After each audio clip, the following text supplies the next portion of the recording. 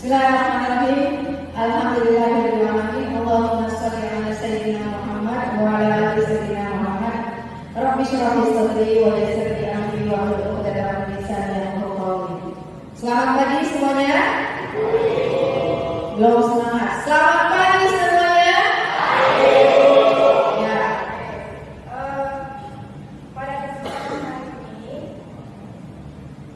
Pada kesempatan hari ini kalian akan diberikan ilmu. Ya, jadi teman kalian ini akan berbagi ilmu, berbagi pengalaman, karena mereka berdua sebulan yang lalu sudah mengikuti lomba LKS.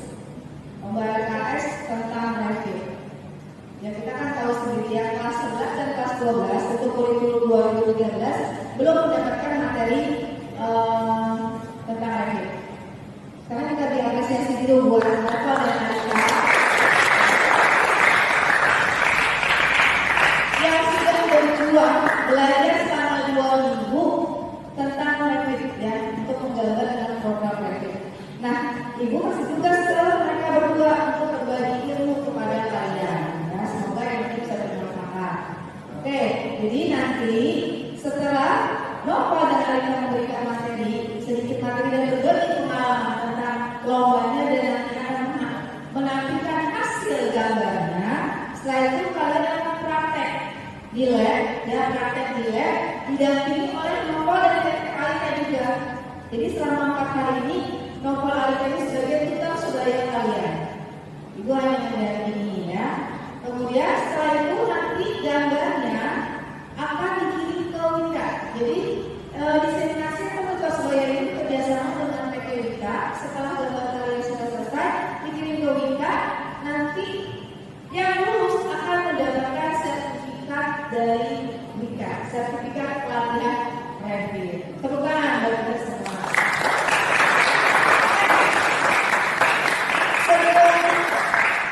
Sebelum Nova dan Alika memberikan materi, yuk kita berdiri dulu yuk. Ayo berdiri dulu biar semangat.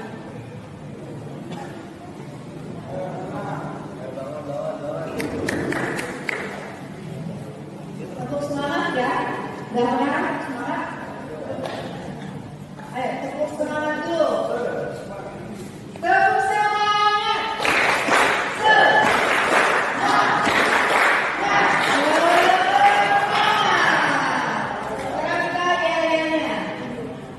Siapa kita? Kurang keras.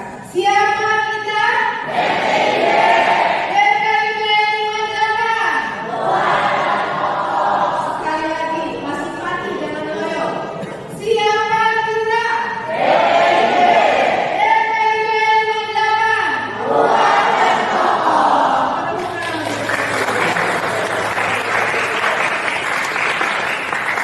Silakan duduk kembali. Baik, karena waktunya sudah menunjukkan pukul 12 kurang, ya. Pukul 12 kurang kan sekarang? Iya enggak? 12 kurang 4 jam.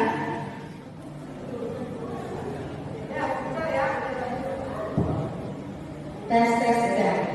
Ayo, anak-anak sekalian, sebelum kita mulai pelatihan ini, mari kita berdoa menurut agama dan kepercayaan masing-masing. Yang beragama Islam kita baca doa selamat Fatihah. Ibu pandu ya, kita baca selamat Fatihah. Alhamdulillah waalaikumsalam warahmatullahi wabarakatuh. Al-Fatihah.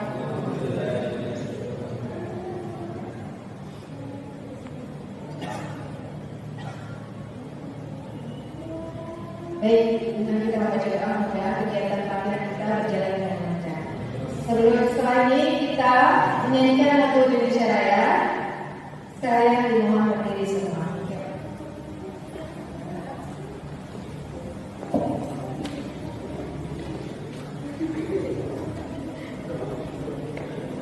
Kalista bisa memimpin untuk diri, silakan.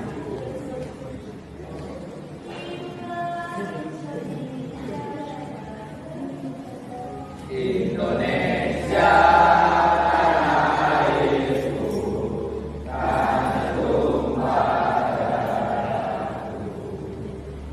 Di sana aku berdiri.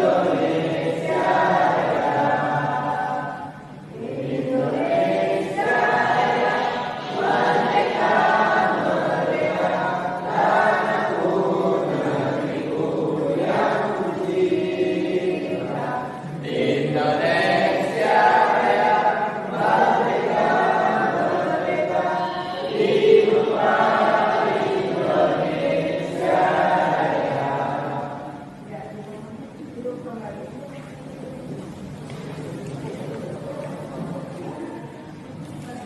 Ibu persilakan kepada Alika dan Bapak nanti ada sesi tanya jawab. Kalau ada yang tidak mengerti, silakan tanya. Kalau misalkan Bapak dan Alika belum siap untuk menjawab, ada pendampingnya yaitu Ibu Anissa. Nah, silakan Ibu serahkan ke Bapak dan Alika.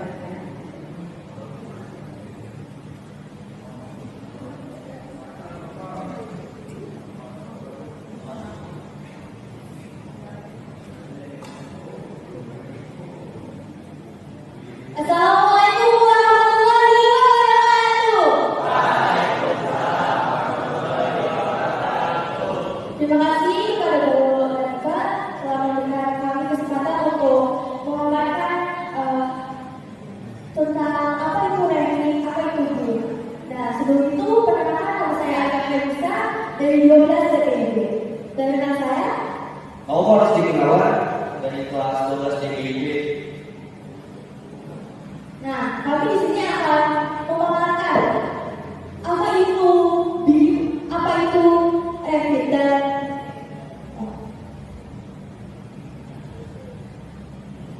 seperti yang telah kita ketahui bahwa hari ini kita ada pelatihan BIM menggunakan aplikasi Revit. Nah, sebelum itu kita harus tahu dong apa itu BIM, apa itu Revit. Nah, ya, untuk pengertian, Bapak akan menjelaskan untuk kalian. Silakan.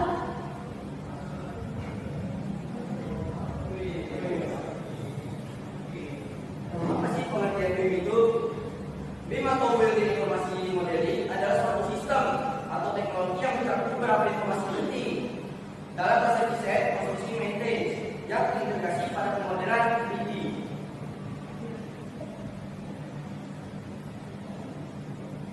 Nah, itu pengertiannya. Jadi yang perlu diingatkan, poinnya adalah bahwa BIM itu adalah sebuah sistem dan dia itu terintegrasi dan dapat juga berkolaborasi. Jadi itu dapat memudahkan sebuah proyek tentu saja. Dan untuk sejarahnya, BIM itu gak pure punya Indonesia atau internasional sebelumnya. Pertama-tama,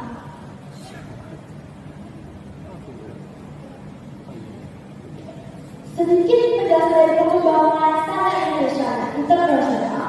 BIM itu awalnya dicetuskan oleh Inggris, yaitu Public Applicable Specification. Nah, jadi Inggris itu membuat sebuah sistem untuk mempermudah sebuah proyek, tapi dia sampai level 2. Nah, dan mereka itu mengeluarkan yaitu PES 1192. Nah, setelah itu karena negara semakin berkembangnya, semakin maju negara, perjanjian dari negara itu jadi terbuka gitu perdagangannya. Jadi orang Indonesia ada sebanyak 25 negara ingin punya sistem yang dari Inggris seperti PES ini. Jadi mereka mengirim ke International Organization for Standardization. Ya, mereka tuh pengen juga punya sistem ini. Nah, akhirnya sama ISO itu dibikin standar internasionalnya, yaitu BIM. Selanjutnya adalah level yang ada level. Di level ini ada 4 level. Yang pertama, BIM level 0. Tapi ini cukup mampu membuat gambar 2D dan tanpa kolabasi seperti gambar dari AutoCAD. BIM level dan yang kedua, BIM level 1. Pengguna BIM ini sudah mampu memodalkan gambar secara 3 dimensi, namun hanya sekedar visualisasi, seperti menggunakan Windows SketchUp, 3ds Max, dan sebagainya. Dan BIM level 2, pengguna BIM ini memodelkan gambar 3 dimensi, disertai dengan perhitungan volume, schedule, dan biaya. Pada level ini, BIM sudah bisa digunakan kolaborasi antara disiplin ilmu. Di BIM level 3, pada tahap ini penggunaan BIM sudah bisa berkoordinasi dengan pihak lain melalui layanan terpadu berbasis pesawat. Selain itu, BIM sudah bisa dijadikan sebagai manajemen proyek yang berkolaborasi dengan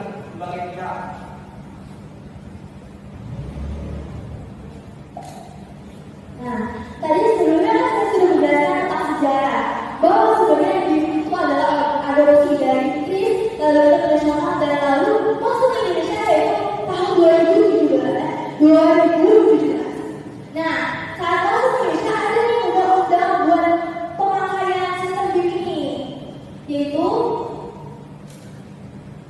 Peraturan Pelaksanaan Undang-Undang Nomor 28 Tahun 2003. Yang pertama, metode pelaksanaannya yaitu pada karya, yaitu tidak wajib menggunakan Building Information Modeling yang kalau misalnya kriterianya itu bangunan bertingkat rendah, teknologi sederhana dan resikonya rendah. Jadi kayak misalnya rumah lantai 1 itu tidak menggunakan BIM.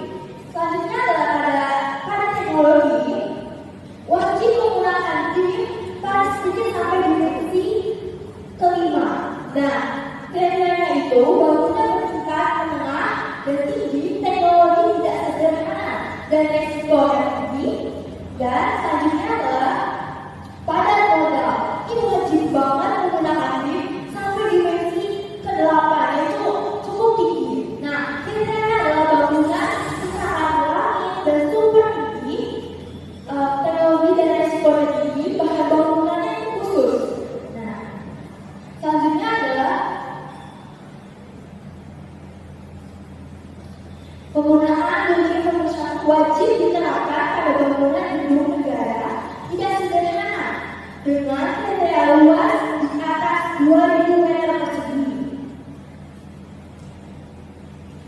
dan di atas 2 lantai. Nah, ini ada kriterianya nih, kayak gambar arsitektur, ada gambar strukturnya, gambar utilitas, skap, terus rincian pelaksanaan pekerjaan dan rencana anggaran biaya. Nah, yang tadi disebut itu nanti kita lihat itu di pelatihan di penggunaan aplikasi Revit ini.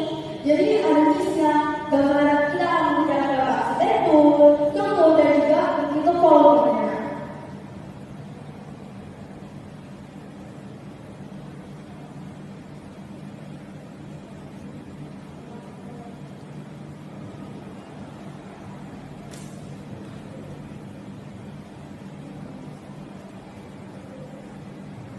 Nah, BIM ini juga ada dimensionnya. Jadi kan dibilang ada di undang-undang bahwa minimal dimensi ke-5, minimal dimensi ke-8. Nah, dimensinya ini di sisinya. Ada dimensi itu di mana cuma building modelnya aja. Lalu untuk 4D-nya itu udah masuk schedule. Jadi kalau misalnya pembuatan volume itu ada schedule-nya bahkan. Nah, itu udah masuk ke 4D. Terus selanjutnya 5D itu udah estimasi. Setelah itu 6D-nya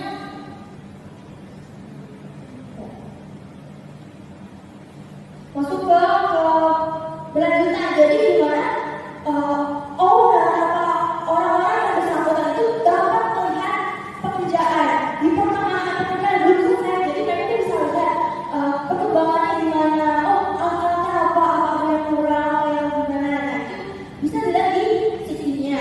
Selanjutnya itu ada sebenarnya ada facility maintenance. Jadi pemeriksaan masuk. Setelah itu FD-nya sebenarnya ada 8. Jadi itu safety data. Jadi itu semua udah final. Jadi tinggal dilihat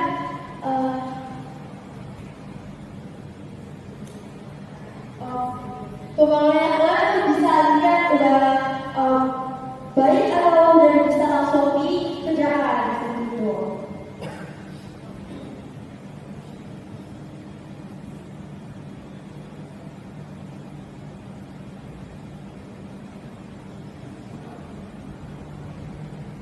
Nah, ini contoh nih. Jadi sebelumnya sudah dikasih tahu bahwa saya dan Nova telah melaksanakan proyek LKS, lomba kompetisi siswa, yang diadakan selama 3 hari, yaitu pada tanggal 22 sampai 24 Agustus. Jadi dari hari itu kita ngapain sih proyeknya? Jadi pertama-tama kita itu membuat sebuah pemodelan arsitektur dan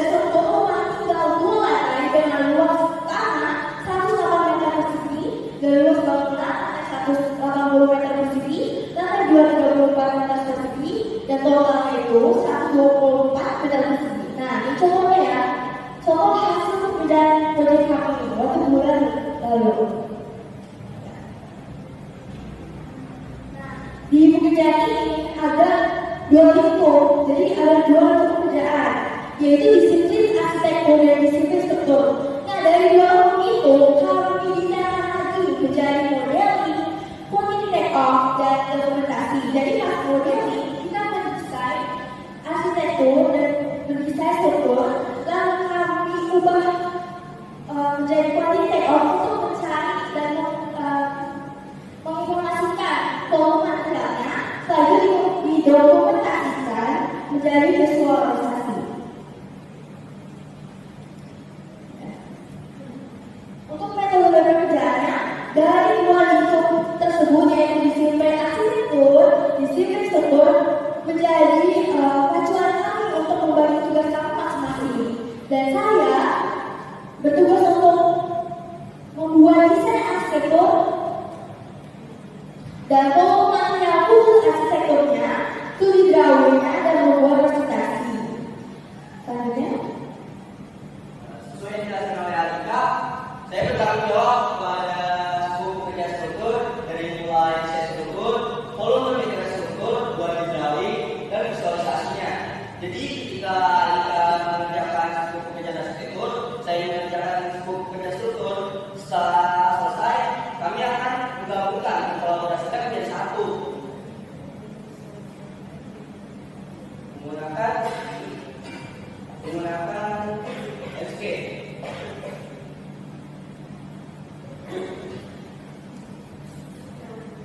Di desain struktur, saya mendesain dari mulai fondasi berkulit, fondasi batu kali, membuat kolom, membuat sub, dan membuat balok. Setelah itu saya mengeluarkan volume materialnya.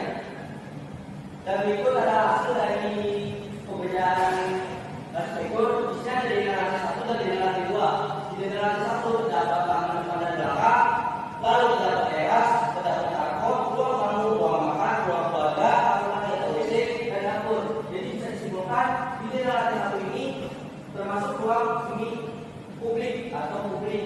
Dan di lantai 2 terdapat ruang santai, ruang tidur 1, ruang tidur 2, dan teras atau balkon. Jadi kesimpulannya di lantai 2 ini adalah ruang semi private dan private. Nah, ini saya menggunakan struktur fondasi berkulit, fondasi batu kali, dan struktur juga menggunakan baja ringan. Struktur kolom menggunakan kolom pertama 20 kali 20 cm, kolom samping menggunakan 15 kali 15 cm, struktur slope pertama menggunakan 15 kali 30 dengan material beton. Di sini kelompok saya menggunakan pintu, lantai menggunakan keramik, pintu dan jendela menggunakan bahan mesin kayu, dinding dengan ukuran batas 11 cm, restoran posisi 1,5 cm, ada satu sisi akan ukuran 4,5 cm. Asli struktur baru pertama menggunakan 15 kali 25 cm, ring balok menggunakan 15 kali 25 cm dengan material beton.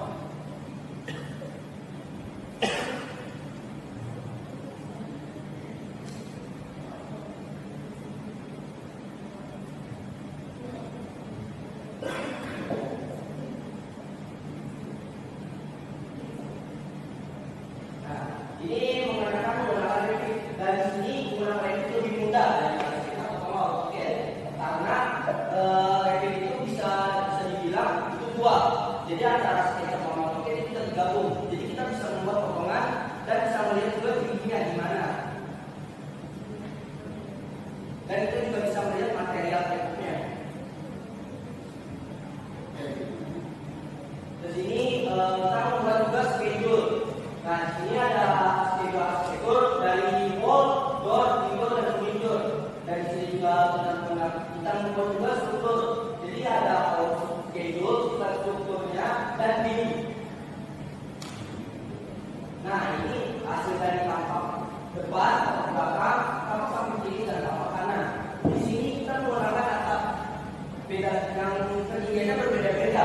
Dengan atap pertama itu telah ketinggian 3,35 mm, yang kedua dengan ketinggian 4.800 mm, dan atap ketiga dengan ketinggian 7.200 mm.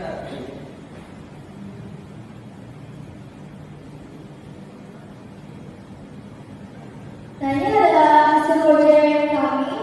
Ini adalah hasil visualisasinya. Jadi ini menggunakan Escape untuk renderingnya.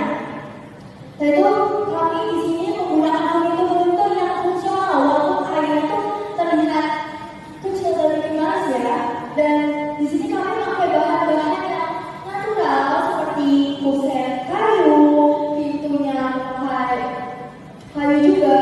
Jadi dapat terlihat ya kalau misalnya, jadi terlihat bahwa desain kami ini mengusung gaya minimalis, walaupun desain kami mengusung gaya yang dinamis walaupun minimalis. Setelah kami mengerjakan 3 hari pada proyek ini, tentu saja kami mendapatkan manfaat-manfaatnya. Sistem BIM ini sangat memudahkan pekerjaan tentu saja.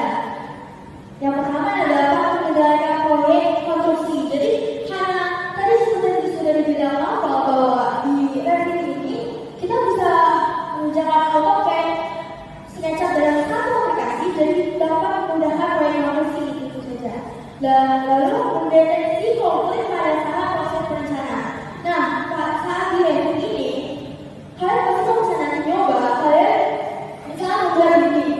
Nanti kalau saya kalian membuat dinding di tempat yang sama, pasti tidak dideteksi ada warnanya. Karena di Revit ini juga bukan cuma gambar, tapi kita juga bisa langsung membuat schedule-nya. Tentu saja nggak bisa double dong kalau misalnya buat dinding. Selanjutnya adalah mengurangi request for information. Jadi ada namanya gambar rencana, gambar kerja, dan gambar asio. Nah, setelah pengerjaan gambar rencananya, tentu saja kalian pasti akan mengirim gambar asionya. Kalau misalnya karena BIM ini, Revit ini bersifat akurat, jadi tidak ada lagi revisi dari pengujinya itu. Terus mengurangi limbah material. Nah, tadi seperti yang saya bilang di awal bahwa Revit itu udah terdeteksi kalau misalnya ada warna-warna atau misalnya jenisnya berlebihan gitu. Jadi saat nanti di pengerjaan lapangan, kalian itu udah tidak buang-buang limbah, jadi udah akurat hitungan sebenarnya berapa, betulnya ukuran berapa gitu. Jadi nggak ada pembuangan limbah materi yang sia-sia gitu. Materi yang harus digunakan malah jadi terbuang gitu. Terus mengestimasi biaya. Seperti tadi ada hasilnya bahwa di Revit ini kita bisa langsung mengubah dari gambar kita yang menjadi dapat mengestimasi biayanya, mencari material take-off-nya seperti itu. Terdapat benefit lain selain benefit yang kami berdua rasakan, antara lain menghindari biro, menghindari SDM, menghemat SDM, dan memudahkan dokumentasi mendapatkan proyek baru. Karena tadi kita sudah mengetahui pola elemen yang saling fokus dari deteksi dari awal, maka itu sudah kami dalam mendeteksi sebuah pekerjaan yang kiranya menyumbangkan suatu reward. Dalam pekerjaan proyek ini, bahwa suatu proyek dalam hal bangunan sederhana dapat dikerjakan hanya 2 orang saja. Maka dari itu kita dapat menghemat sumber daya manusia. Dan dari ini juga dengan model yang telah berkonsep dapat dengan mudah untuk mendokumentasikan baik dari segi 2D-nya, di 3 dimensi, visualisasinya, serta material take-off-nya dan sebagainya. Nah, dari proyek ini kita mampu mengerjakan dengan baik, maka kami akan mendapatkan banyak portfolio dan portfolio itulah yang akan berusaha kami untuk mendapatkan proyek baru di masa depan atau ke depannya.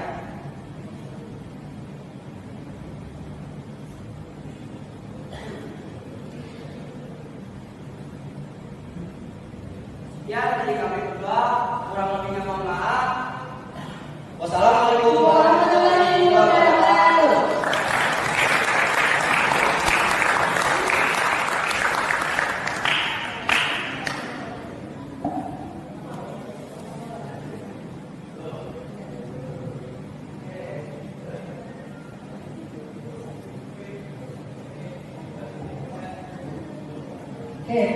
Eh, ya, demikian tadi berbagi ilmu yang disampaikan oleh teman kalian Malika dan Noval. Bagaimana, sudah ada pencerahan belum? Ada pencerahan? Sudah paham belum? Kalau belum paham silakan dibuka tanya jawab.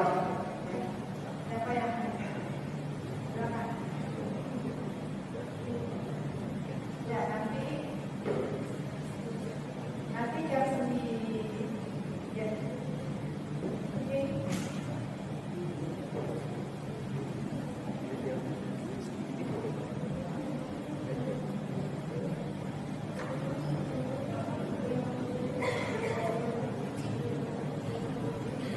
Oke, tadi kan baru penyampaian materi ya, materinya tentang ini itu apa, kemudian itu apa.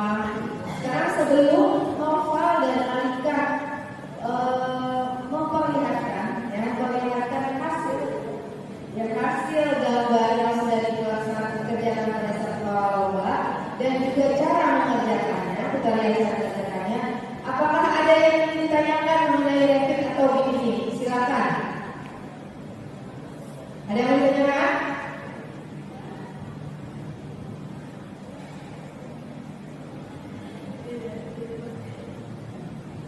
Ada yang mau ditanyakan enggak? Sudah paham semua?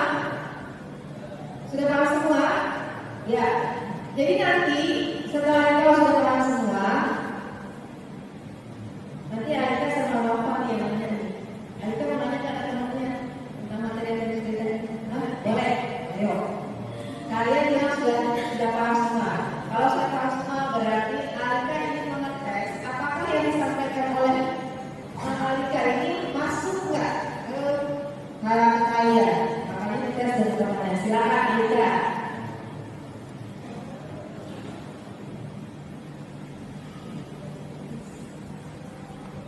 Tadi kan saya sama Mama sudah menjelaskan tentang BIM.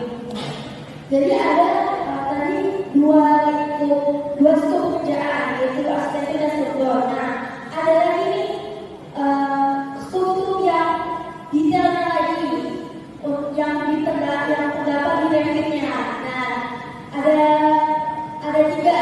Jadi ada siapa yang bisa jawab tiga struktur itu? Ya, itu sangat penting banget. Jadi Silakan bisa menjawab 3 scope dari Revit ya. Ayo, tunjuk tangan. Ayo, silakan bisa jawab.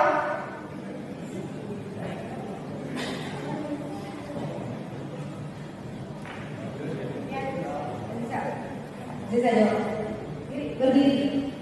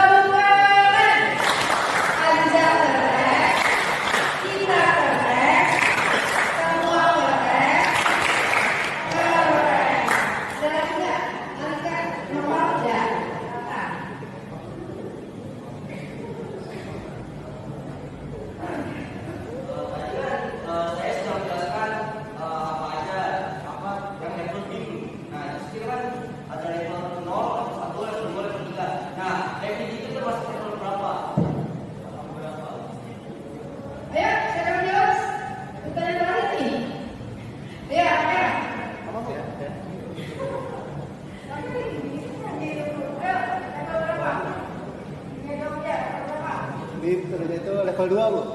Level 2 betul? Ya, sekarang tepuk hebat buat Rakel. Tepuk hebat. Rakel hebat. Kita hebat. Semua hebat. Hebat. Buat pertanyaan cukup ya. Oke, sekarang kita ada yang nonton ingin berbagi apa yang sudah mereka kerjakan pada saat UMKS sekaligus akan menjelaskan tutorial cara menggunakan program Rapid. Ya, ayo silakan. Nanti jam 9 kita ada Zoom dengan Wika yang materi tentang Rapid. Kalian buka di HP, jadi masuk tapi nanti di mute aja ya, dikecilkan. Tetap fokusnya ke layar supaya lebih enak nontonnya. Yang pasti kalian hadir karena peserta video itu hadir terus. Ya, sebagai yang akan hadir. Yuk, silakan. Nomor Saya di sini akan menjelaskan gimana cara bikin Rapid bagian desain arsitekturnya. Jadi pertama kita akan bikin ini kan.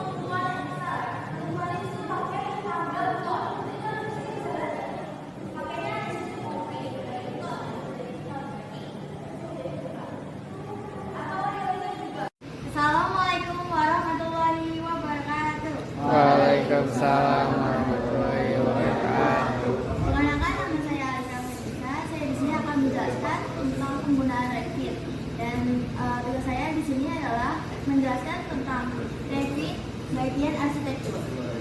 Seperti yang sudah kita lihat bahwa Revit ini adalah aplikasi yang terintegrasi. Jadi apapun yang kita buat di sini, misalnya kita ingin membuat 2 dimensi, di sini bisa langsung membuat 2 dimensi dan 3D-nya. Ini seperti contoh. Di sini bisa kita lihat bahwa di sini contohnya ada tembok yang komponennya berisikan ada acian dan dalamnya ada bata. Setelah itu kita di sini bisa juga mengisi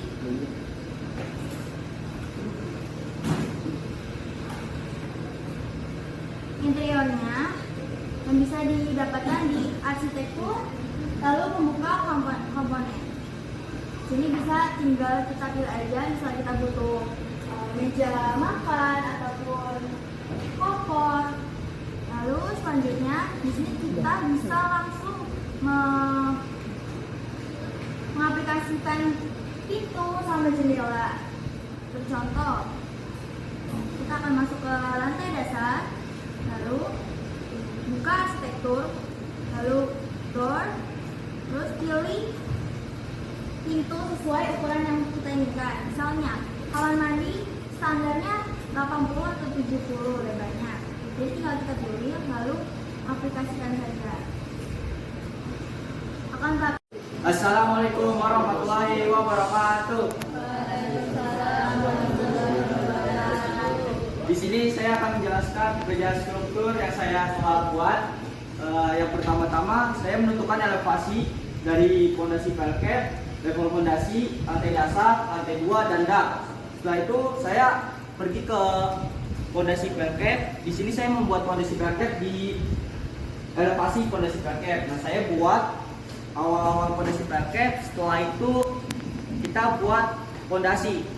Di sini karena kita nggak menggunakan fondasi batu kali, jadi menggunakan fondasi kolom pedestal. Selanjutnya kita masuk ke lantai 2, lantai 1.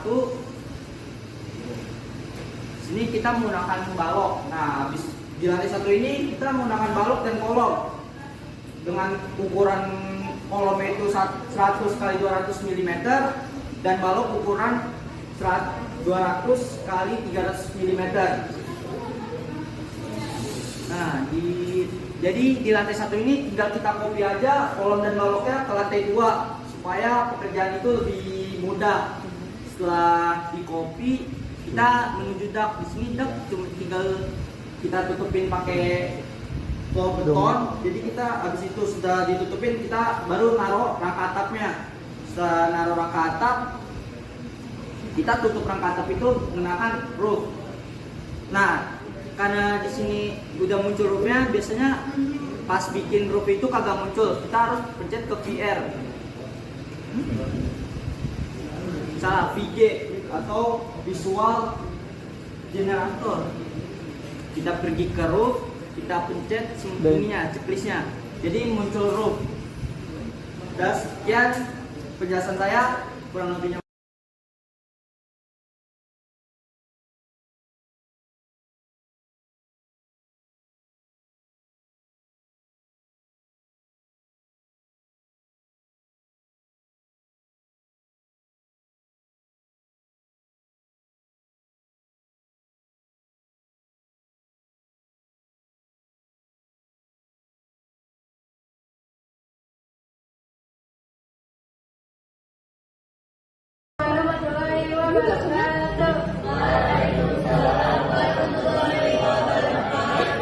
Hari ini kelompok kami akan mempresentasikan mata jebakan. Di sini saya sebagai moderator, nama saya adalah Siska Fitriani. Nama saya Muhammad Fakih. Nama saya Anissa Natra. Nama saya Siti Alimati Zaro.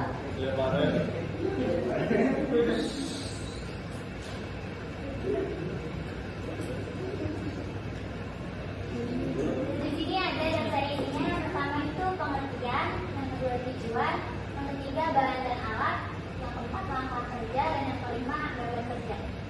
Untuk yang pertama, pengertian jembatan yang aktif. tipe jembatan yang akan kita buat itu tie arch bridge. Jembatan pelampung adalah sebuah jembatan dengan kepala jembatan di setiap akhir berbentuk seperti kota melengkung. Lengkungan jembatan bekerja dengan memindahkan berat dari jembatan dan beban yang sebagian didorong melalui total tertahan oleh kepala jembatan di kedua sisi. Tujuan pembuatan paket jembatan sering digunakan dalam lingkungan pendidikan untuk membantu siswa memahami konsep teknis dan prinsip-prinsip fisik yang terlibat dalam desain dan konstruksi jembatan. Ini memberikan visualisasi fisik yang membantu siswa memahami bagaimana struktur jembatan bekerja dan bagaimana gaya-gaya diterapkan pada komponen-komponennya. Dengan kata lain, tujuan pembuatan maket jembatan adalah untuk menyediakan alat visual yang membantu orang memahami, menganalisis, dan berinteraksi dengan konsep desain jembatan sebelum langkah-langkah konstruksi yang lebih lanjut dilakukan. Bahan kerja, satu, paralon, panjang, paralon, panjang 10 cm, diameter 3/4 inci, papan triplek 60 kali 12, nah akuarium 2 meter dan diameter 5/4 inci, 4 tali rami 5 cm, 3 sampai 4 cm, 6 dompet luncur jet. Alat kerja yang digunakan yang pertama adalah lem tembak, kedua lem Korea, ketiga gunting, dan keempat rangka. Langkah kerja yang pertama papan diambil terlebih dahulu. Kedua, selanjutnya membuat jalan jembatan menggunakan triplek. Buat pola pada triplek sesuai ukuran yang telah ditentukan, yaitu jalur kendaraan panjang 60 cm kali lebar 12 cm. 3. Potong triplek dengan menggunakan bagian besi yang kecil mengikuti pola. 4. Lapisi triplek menggunakan cat. 5. Pada bagian railing, potong stick ice cream dengan ukuran 3-4 cm. 6. Lalu railing dilapisi dengan cat. Selanjutnya pada tiang lengkung jembatan menggunakan selang akuarium, lalu tempel dan potong. 8. Menempelkan tali rami untuk membentangan jembatan di bagian lengkungan. 9. Menambahkan pilar dengan menggunakan paralon yang berukuran 10 cm. 10. Lapisi paralon menggunakan cat. 11. Pada bagian abutmen, buat pola menggunakan triplek lalu potong sesuai pola. 12. Kemudian tempelkan pilar jembatan di atas abutmen. 13. Cat permukaan yang ingin dicat sebagai finishing dan tempel material. 14. Terakhir melengkapi dengan memberikan tambahan orang dan item jalan. Nah, ini gambar kerjanya. Hasilnya. Itu gambar benar gambar apa kok? Gambar benar. Udah gambar? Hah? Gambar. Gambar sendiri. Iya. Wabarakatuh.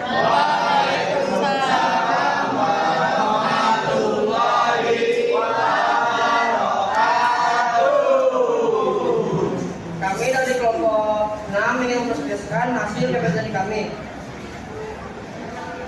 Perkenalkan, nama saya Andra Jumbo. Nama saya Ena Barus di Kurniawan. Nama saya Nala Supi. Saya Wahid ya. Udah ya. Di dalam presentasi ini saya tujuannya ada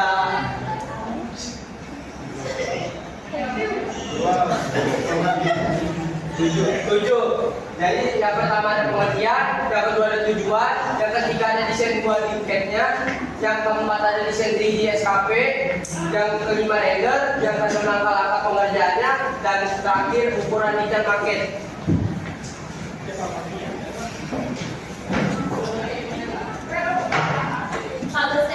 Kabel C adalah jenis desain struktur jembatan atau menara yang digunakan dalam rekayasa konstruksi.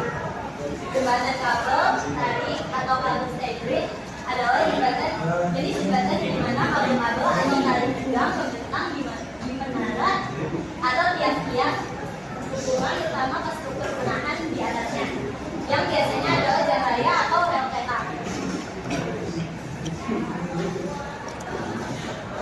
membuat tujuan ini lebih nyata makin membantu audit jika secara konkret pilar jembatan menggambarkan dimensi dan fungsi dengan lebih jelas. Pemahaman secara makin membantu audit kemarin untuk sebenarnya dari jembatan membandingkan dengan nyata.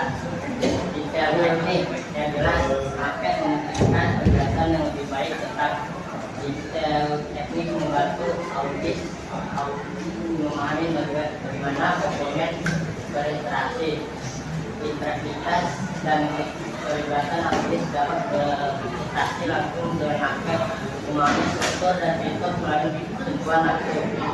Pilihan desain yang terlihat market memfasilitasi perbandingan antara profesi dengan yang berbeda, membantu dalam pengambilan keputusan dan informasional.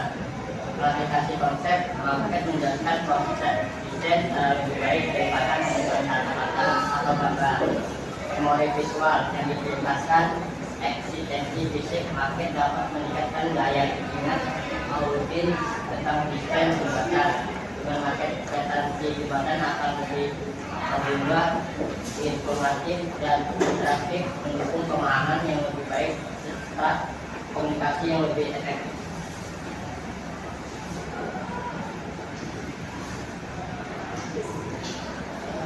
Sini ada desain 2D sketch-nya dari jembatan yang kami buat.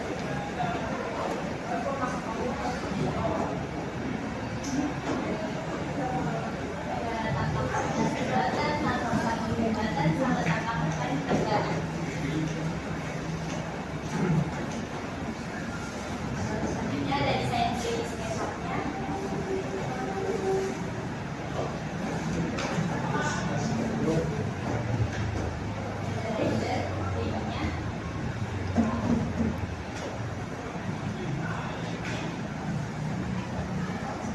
Dalam pengerjaan market jembatan. Rencana desain market, tuliskan skala market misalnya 1:100 atau 1:50 berdasarkan ukuran jembatan sebenarnya dari ukuran market. Rencanakan bahan-bahan yang dibutuhkan karton, kayu tipis, styrofoam, kertas, kabel, cat dan sebagainya. Kumpulkan bahan dan peralatan. Buat gambar desain jembatan dengan dimensi yang akurat dan proporsi dan sesuai dengan skala market. Buat kerangka dasar, potong bahan karton, kayu, tipis untuk membentuk kerangka dasar jembatan. Ini akan menjadi dasar struktur utama market. Beli atau siapkan bahan styrofoam, lem, kertas, cat, kabel dan alat-alat seperti katal, gunting, garis, dan buas. Buat desain jembatan. Buat menara atau tiang hubungan. Gunakan styrofoam atau bahan lain untuk membentuk menara atau tiang hubungan utama sesuai desain jembatan. Buat struktur jembatan, potong dan bentuk bahan seperti karton atau styrofoam untuk mewakili struktur jembatan sesuai dengan desain.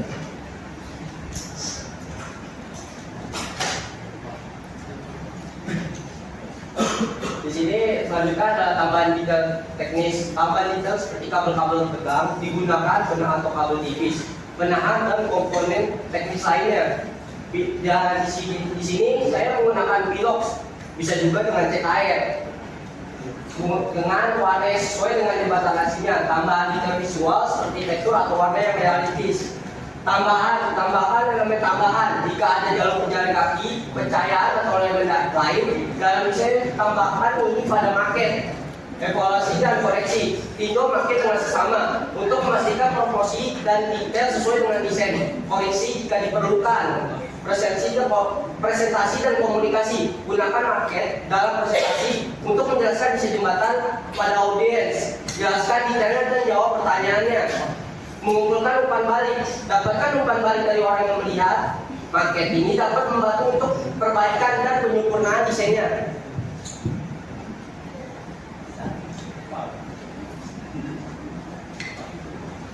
Nah, jembatan lebar jembatan jelas 1 meter. Di sini saya menggunakan ukuran jembatan, lebar jembatannya. Warahmatullahi wabarakatuh. Waalaikumsalam warahmatullahi wabarakatuh. Saya selaku moderator dari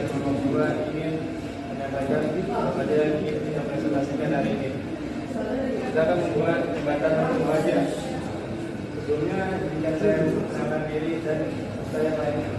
Sini saya Beroza selaku moderator. Saya Muhammad Firmansyah. Saya Muhammad Firmansyah. Ini Pak Nadi. Saya Gina Suara, saya Nafisa Azara. Dan ya itu nama-namanya. Sini ada tujuan untuk memiliki paket. Tujuan dari pembuatan paket jembatan ini adalah untuk mengetahui lebih detail tentang konstruksi dan struktur jembatan. Selanjutnya akan dijelaskan oleh kelompok saya. Bahan-bahan yang digunakan, bahan-bahan yang diperlukan untuk membuat paket jembatan yaitu kardus, cat kiloan, trofom, papan tebal 1 sampai 2 cm, panjang 45 cm, lebar 16 cm, satu buah. Papan tebal 1 sampai 2 cm, panjang 55 cm, lebar 47 cm, satu buah. Bambu, uji kandang burung, dan korea. Ini ada gambarnya untuk gambar yang akan kita buat.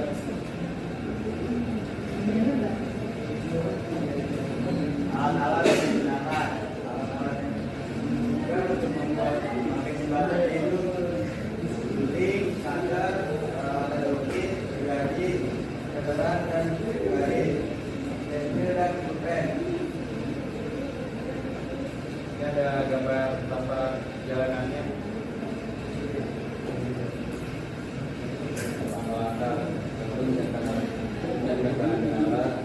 Pertama untuk membuat paket jembatan adalah menyiapkan bahan-bahan dan alat yang diperlukan. Dua, membuat pola dari bahan-bahan. Alat kedua untuk pembuatan. Ketiga adalah membuat pola dari bahan yang telah disediakan. Yang pertama.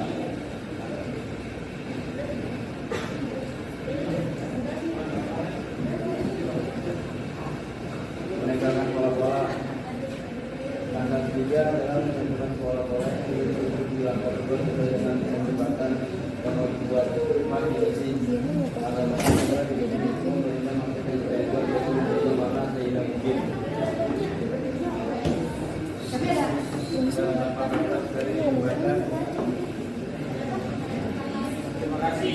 Ya, terima kasih. Wassalamualaikum warahmatullahi wabarakatuh.